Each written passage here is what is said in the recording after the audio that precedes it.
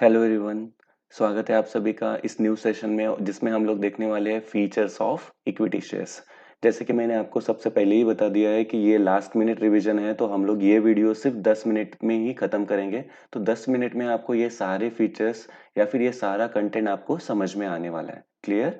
और इसमें जो ब्लू लाइंस या फिर पर्पल लाइंस जो रहेंगी वो आपके नोट्स रहेंगे जो कि आप अच्छे तरीके से पढ़ सकते हो। क्लियर? तो स्टार्ट करते हैं फीचर्स ऑफ इक्विटी शेयर्स। जैसे कि हमने लास्ट वीडियो में ही देखा है कि what is exactly mean by equity shares. अगर आपने वो वीडियो देखा नहीं है तो मैं आपको सबसे पहले रिक्वेस्ट करूंगा कि सबसे पहले वो वीडियो देखिए, उसके बाद में आइए फीचर्स ऑफ इक्विटी शेयर्स को समझने के लिए। क्लियर? तो सबसे पहला फीचर है परमानेंट कैपिटल। जैसे कि मैंने लास्ट वीडियो में ही बताया था कि इक्विटी शेयर होल्डर्स कैसे रहते हैं, लाइफ लॉन्ग तक कंपनी के साथ रहते हैं। मतलब एक बार अगर इक्विटी शेयर्स मार्केट में इशू हुए और किसी भी इन्वेस्टर ने अगर वो इक्विटी शेयर्स लिए हैं, तो वो इक्विटी शेयर्स से आया हुआ कैपिटल कंपनी के साथ लाइफ लॉन्ग तक रहता है। इसीलिए इसको परमानेंट कैपिटल भी बोला जाता है। क्लियर? पॉइंट नंबर सेकंड है फ्लक्चुएटिंग डिविडेंड। अभी डिविडेंड होता क्या है कि कोई भी कंपनी जब शेयर्स मार्केट में इशू करती है तो उनको रिटर्न्स में हर साल वो क्या डिक्लेयर कर सकती है? डिविडेंड। अगर कंपनी को ज्यादा प्रॉफिट हो रहा है तो कंपनी क्या करेगी? ज्यादा डिविडेंड डिक्लेयर करेगी इक्विटी शेयर होल्डर्स को। लेकिन कंपनी को अगर प्रॉफिट नहीं हुआ है, लॉस हो रहा है कंपनी को, तो कंपनी कोई भी रिटर्न्स यानी कि कोई भी डिविडेंड डिक्लेयर नहीं करेगी। तो इसीलिए इक्विटी शेयर होल्डर्स को जो मिलने वाला डिविडेंड है वो फ्लक्चुएटिंग रहता है। वो किसके ऊपर डिपेंड रहता है? कंपनी के प्रॉफिट के ऊपर। पॉइंट नंबर थर्ड है राइट्स। इक्विटी शेयर होल्डर्स को बहुत सारे राइट्स मिलते हैं। जैसे कि मैंने लास्ट वीडियो में आपसे बोला भी था कि equity share holders are the real owners of the business. तो उनको बहुत सारे राइट्स मिलते हैं। उसमें से फर्स्ट राइट हम लोग देखते हैं, राइट टू वोट। कंपनी में कोई भी मीटिंग अगर होने वाली है तो उस मीटिंग में वोट करने का राइट भी किसको है? इक्विटी शेयर होल्डर्स को है। राइट नंबर टू है right to share in profit.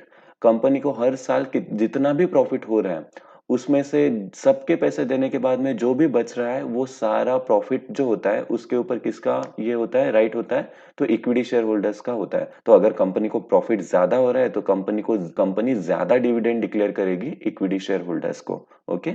Next, right to inspect books.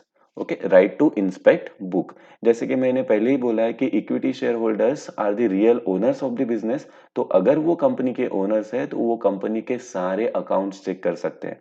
जैसे कि कोई भी company profit and loss account, balance sheet, ये बहुत सारे अकाउंट्स बनाती है। डेली कैश बुक हो गया, ऐसे बहुत सारे बुक्स ऑफ अकाउंट्स कंपनी बनाती है। तो उन सारे बुक्स ऑफ अकाउंट को चेक करने की जो राइट्स है वो इसको इक्विटी शेयर होल्डर्स को मिल जाते हैं। उसमें से राइट नंबर नेक्स्ट है राइट टू ट्रांसफर शेयर्स।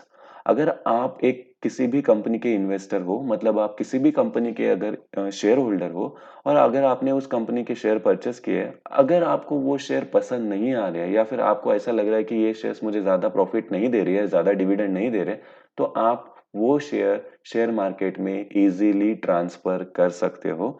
इसी का नाम होता है राइट टू ट्रांसफर शेयर्स।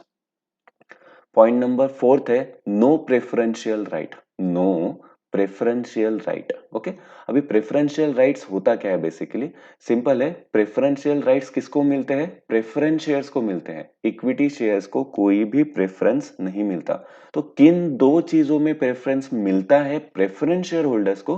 तो सबसे पहले आता है डिविडेंड। जब भी कंपनी डिविडेंड करती है तो डिविडेंड डिक्लेयर करती है तो सबसे पहले किसको मिलता है? प्रेफरेंस शेयर्स को। और उसके बाद में मिलता है इक्विटी शेयर्स को। तो इसमें भी इक्विटी शेयर्स को कोई भी प्रेफरेंस नहीं है। और सेकंड जो थिंग होती है कि अगर कंपनी वाइंड अप हो रही है, मतलब कंपनी अगर बंद हो रही है, तो सबसे पहले कंपनी पैसे वापस करेगी प्रेफरेंस शेयर होल्डर्स के, उसके बाद में किसके करेगी? इक्विटी शेयर होल्डर्स की। तो payment of dividend and repayment of capital में प्रेफरेंस किसे मिल रहा है? प्रेफरेंस शेयर्स को मिल रहा है, इसीलिए उनको बोला जाता है प्रेफरेंस शेयर्स। और इक्विटी शेयर्स को कोई भी प्रेफरेंस नहीं मिल रहा है, इसीलिए नो प्रेफरेंशियल राइट। ये अपना पॉइंट नंबर फोर्थ है। पॉइंट नंबर फिफ्थ है कंट्रोलिंग पावर।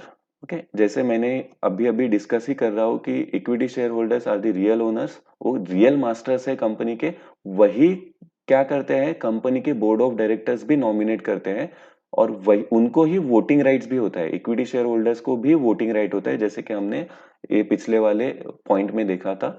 तो कंट्रोलिंग पावर किसके हाथ में है? इक्विटी शेयर होल्डर्स के हाथ में होता है। क्लियर? पॉइंट नंबर नेक्स्ट है रिस्क। ओके, जैसे कि हमने अभी अभी एक पॉइंट डिस्कस किया था, फ्लक्चुएटिंग डिविडेंड। मतलब क्या? हर साल जो कंपनी डिविडेंड डिक्लेयर करेगी वो प्रॉफिट के ऊपर डिक्लेयर करेगी। अगर कंपनी को प्रॉफिट हो रहा है तो बहुत ज्यादा डिविडेंड मिलेगा इक्विटी शेयर होल्डर्स को।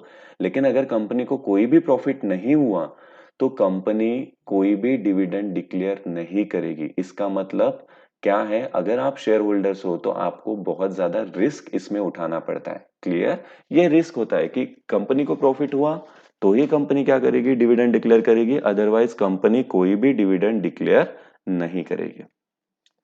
कम to the next, residual climate. Okay, residual climate means what?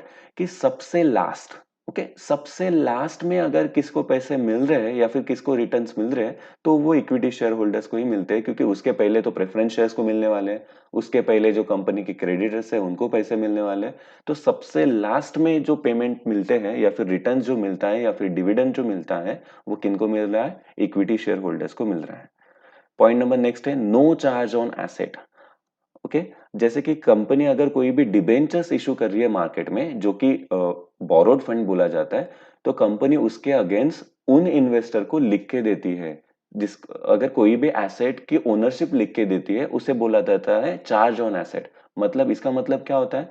अगर कंपनी इनसफिशिएंट रही वो पैसे देने के लिए डिबेंचर होल्डर्स को रिटर्न में, तो कंपनी क्या कर सकती है? वो एसेट बेच के उनके पैसे कंपनी को देने पड़ेंगे, मतलब पैसे देने ही पड़ेंगे।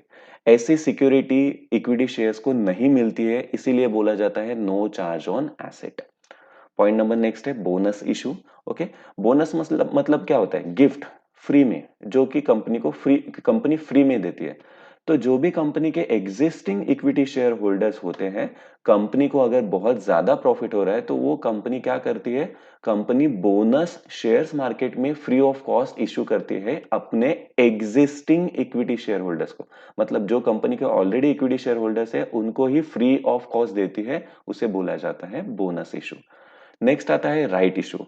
अगर कोई भी कंपनी को ऐसा लग रहा है कि उसका जो फंड है वो इनसफिशिएंट है, मतलब कम है, कंपनी और अपना जो बिजनेस है वो एक्सपांड करना चाहती है, तो कंपनी को क्या लगने वाला है? ज्यादा कैपिटल। तो कंपनी को ज्यादा कैपिटल अगर चाहिए तो कंपनी और ज्यादा न्यू फ्रेश शेयर्स मार्केट में इशू करती है। और वो जो शेयर्स मार्केट में इशू कर रही है वो सबसे पहले कंपनी इन्फॉर्म करती है अपने एग्जिस्टिंग इक्विटी शेयर होल्डर्स को।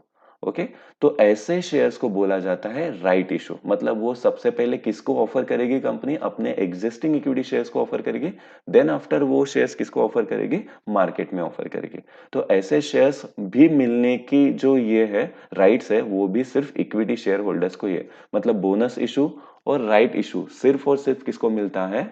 तो इक्विटी शेयर होल्डर्स को मिलता है। Come to the next, face value. तो नॉर्मली जो इक्विटी शेयर होते हैं, इक्विटी शेयर्स की फेस वैल्यू जो होती है वो ज्यादा से ज्यादा 10 पर शेयर हो सकती है या फिर ₹1 पर शेयर भी हो सकती है। Come to the next, market value. तो इक्विटी शेयर्स की जो मार्केट वैल्यू होती है वो, मतलब जो फेस वैल्यू होती है वो इतनी कम क्यों होती है?